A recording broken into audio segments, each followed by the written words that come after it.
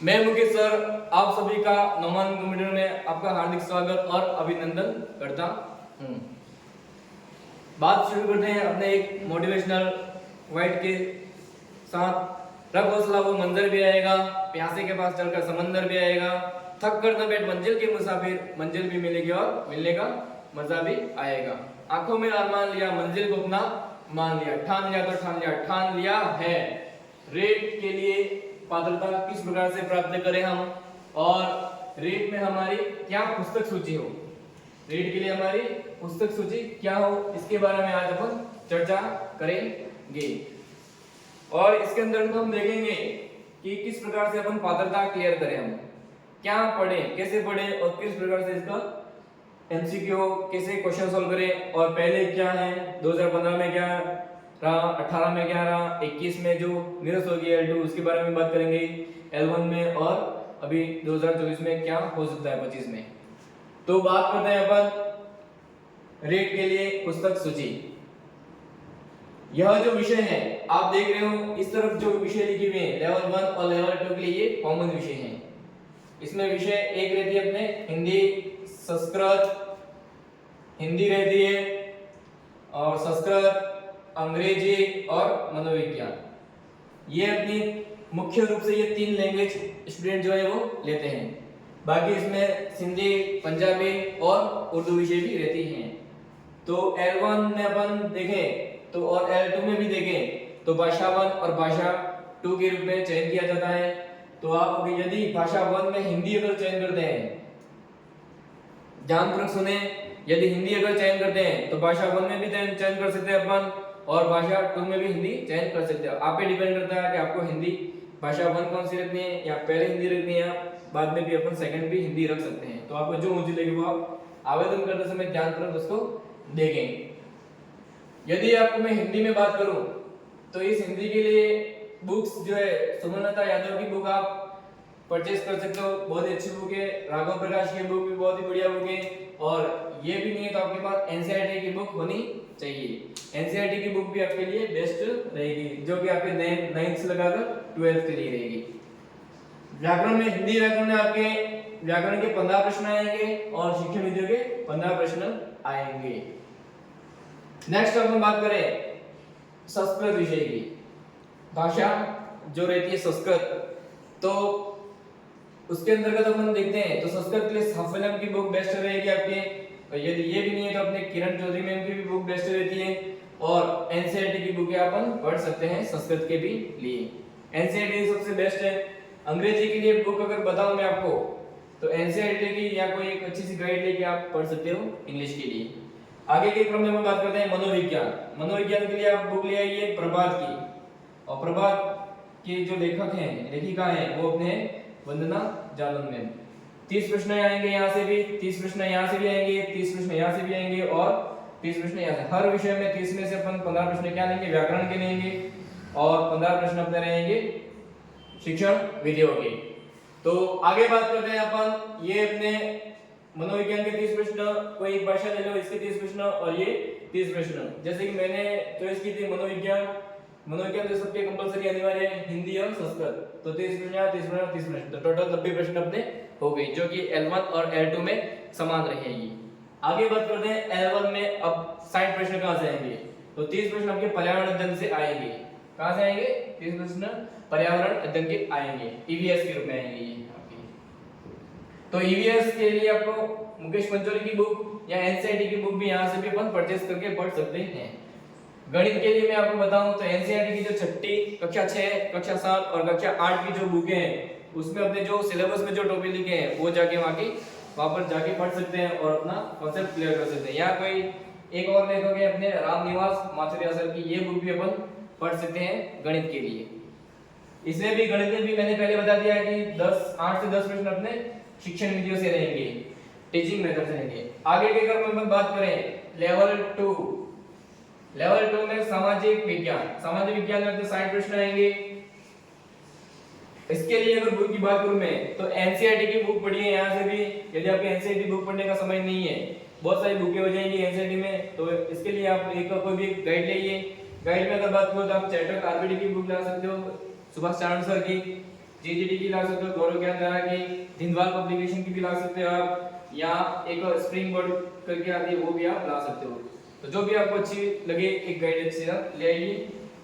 और आगे बात करते हैं अपन गणित के लिए और विज्ञान के लिए, जो एस लेवल 2 में रहती है उसके लिए 60 प्रश्न आएंगे और इसके लिए अपन एनसीईआरटी बुक पढ़ी है। विज्ञान में अपने कक्षा 9 और कक्षा 10 में जो अपने टॉपिक लग रहे हैं उसी टॉपिक को आप पढ़ लीजिए और आराम से आपके विज्ञान के प्रश्न सॉल्व हो जाएंगे। और गणित के लिए मैंने बता दिया है, अगर L2 में है तो आपको कक्षा 9 और 10 के भी आपको टॉपिक पढ़ने होंगे और छठी, सातवीं और आठवीं के टॉपिक तो पढ़ने ही होंगे।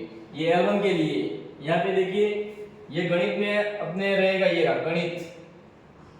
तो गणित में छठी, सातवीं और आठवीं की बुक्स आपको पढ़नी है, उसमें जो टॉपिक है वही पढ़े आप। बाकी गणित में अपने L2 के लिए जो है वो 9, 10 के भी अगर टॉपिक मिलते हैं आपको तो वहां पे जाके आपको पढ़ना है।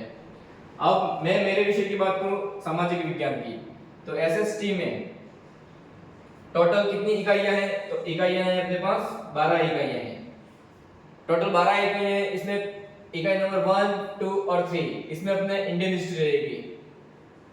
इकाई नंबर 4 और 5 इसमें भारतीय राजनीति रहेगी, इंडियन पॉलिटी रहेगी। इकाई नंबर 6 विश्व भूगोल रहेगा, स्थल मंडल, जल मंडल। एक बार पहले मैं बता दूं कि किस इकाई में क्या है, बाकी इसके बारे में विस्तृत चर्चा अपन एक एक करके बात करूंगा मैं। और इसके लिए अपना अलग सा वीडियो बनाएंगे। हिंदी में किस प्रकार से तैयारी की, 30 में 30 नंबर ला सकते हैं हिंदी में, संस्कृत में भी अपन ला सकते हैं 30 में से 30, और मनोविज्ञान में भी अगर अच्छी मेहनत करें, कॉन्सेप्ट क्लियर करें तो मनोविज्ञान में भी अपन 30 में से नहीं करते 26 नंबर तो ला ही सकेंगे, ठीक है। बाकी 30 में 30 लाना मनोविज्ञान में बहुत ही मुश्किल हो जाता है क्योंकि व्यावहारिक ज्ञान आता है उसमें।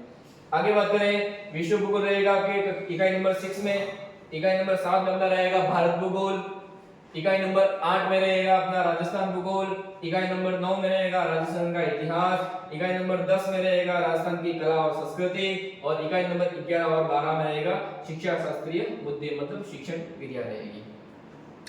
तो आप समझ गए हैं कि किस प्रकार से तैयार करनी है। आपको पता होना चाहिए कि पात्रता के लिए मैंने बार-बार बोला है कि पात्रता में आपको पता होना चाहिए कि एसटी एससी है तो आपको 83 क्वेश्चन सही करने हैं, कितने में से 150 में से, और जनरल है तो अपने 90 प्रश्न सही करने हैं 150 में से।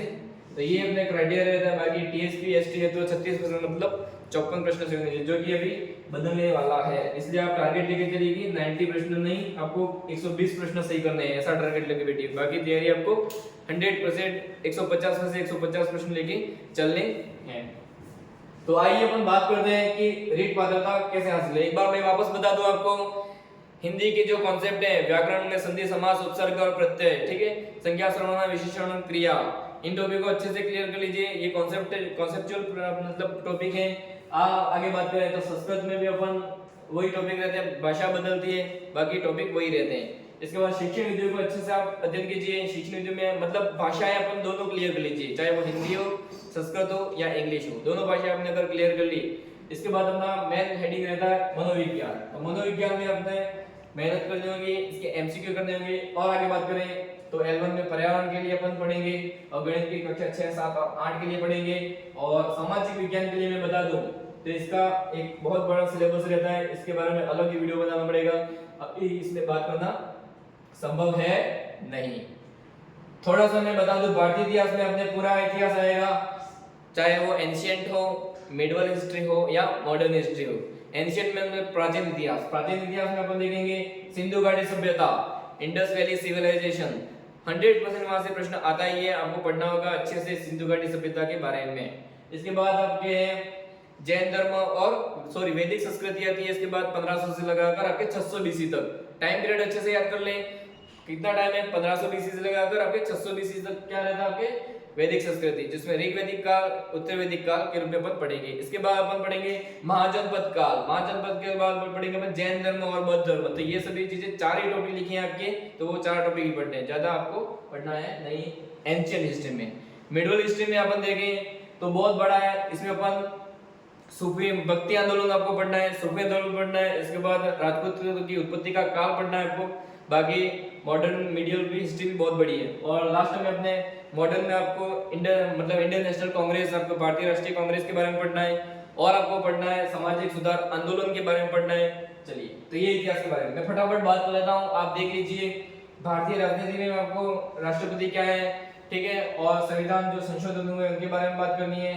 इसके बाद बात करते हैं आपके संविधान के पूरे निर्माण की कहानी आपको पढ़नी है, नीति निर्देशक तत्व पढ़ने हैं, मौलिक अधिकार पढ़ने हैं, डीपीएसपी पढ़ने हैं, और इसके बाद राज्यपाल के बारे में, ठीक है, और उच्चतम न्यायालय क्या है, स्थानीय शासन के बारे में आपको पढ़ना है, ठीक है। विश्व भूगोल के बारे में बात करूं तो आपके विश्व भूगोल में पढ़ना है स्थल मंडल, जल मंडल, वायुमंडल, तो ये सभी मंडल जो है वो आपको पढ़ने होंगे। और आगे के क्रम में अगर पढ़ते हैं तो भारत भूगोल के भी आपको टॉपिक पूरे क्लियर करने हैं, भारत की स्थिति, विस्तार, आकृति और भूआकृतिक प्रदेश, इसके अलावा जलवायु, मृदा, इसके बाद जल संसाधन, प्राकृतिक वनस्पति, मिट्टियां, ये सभी आपको टॉपिक राजस्थान भूगोल के आपके पढ़ने ही होंगे। राजस्थान इतिहास के संदर्भ में देखिए तो आपको जनपद पढ़ने होंगे, ठीक है, और भी सभ्यताएं आपको पढ़नी होंगी। इसके बाद आपको पढ़ना है मेवाड़ का राजवंश, मारवाड़ का राजवंश, आमेर का कछवाहा वंश, बीकानेर का राजवंश, राठौड़ वंश, ठीक है, और अलग अलग रियासतों के वंश जैसे कि हाड़ौती के हड़ा चौहान, संगरा चौहान, जालोर के, इस प्रकार से सभी अपन पढ़ेंगे। राजस्थान की कला और संस्कृति में आपको पढ़ना होगा लोक देवता, लोक देवता, लोक संत, ये सभी टॉपिक आपको पढ़ने होंगे। शिक्षा शास्त्रीय मुद्दे में अपने पढ़ने होंगे, क्या पढ़ने होंगे, शिक्षण विद्या पढ़नी होगी। तो आपको समझ में आ चुका होगा कि रेट की तैयारी कैसे करनी है। ये मैंने मेरे विषय की बात कर ली, बाकी अपने नौमान कंप्यूटर में गणित के भी टीचर रहेंगे, विज्ञान के लिए भी अपने सर हैं, वहां से अपन अध्ययन कर सकते हैं, और एनसीईआरटी बुक के द्वारा अपने यहाँ पर नौमान कंप्यूटर में आपको पढ़ाया जाएगा। एक आपके ऑथेंटिक बुक के द्वारा अध्ययन किया जाएगा आपके नौमान कंप्यूटर में, और जल्दी इसकी अपने क्लासेस शुरू हो जाएगी। आप जल्दी विजिट कीजिए, एक बार क्लासों को देखिए किस प्रकार से पढ़ाते हैं, क्या है, किस प्रकार की क्लासेस चलती हैं। तो एक बार वापस बोल रहा हूँ, हो चुका आगाज रण का, युग बदलने की तैयारी है, इतिहास हुई रचेगा संघर्ष जिसका जारी है, बाधाएं हैं कौरव दल से इन सब पर तुम पूछ करो, अर्जुन सा योद्धा बनकर गांडीव लेकर टूट पड़ो। Thank you.